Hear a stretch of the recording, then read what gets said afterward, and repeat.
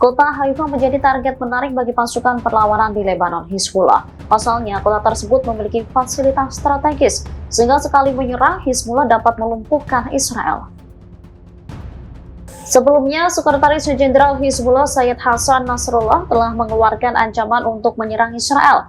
Media Israel lantas menggambarkan skenario hari-hari pertama serangan terhadap Haifa sebagai hal yang mengerikan. Dikutip dari Al-Mayadin, penduduk di wilayah Haifa harus bersiap menghadapi skenario apapun. Media tersebut lantas mengungkap sejumlah alasan mengapa Haifa menarik bagi Hizbullah untuk diserang. Haifa sendiri merupakan kota terbesar ketiga dengan populasi 300.000 orang atau lebih.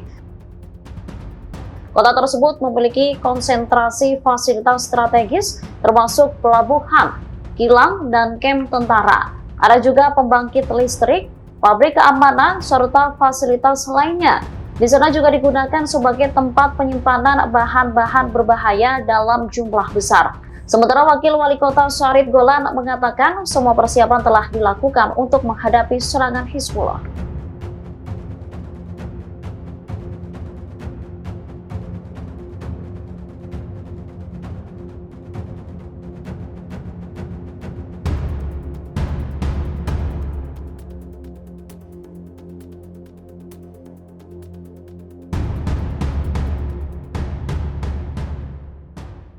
Download Tribun X sekarang, menghadirkan lokal menjadi Indonesia.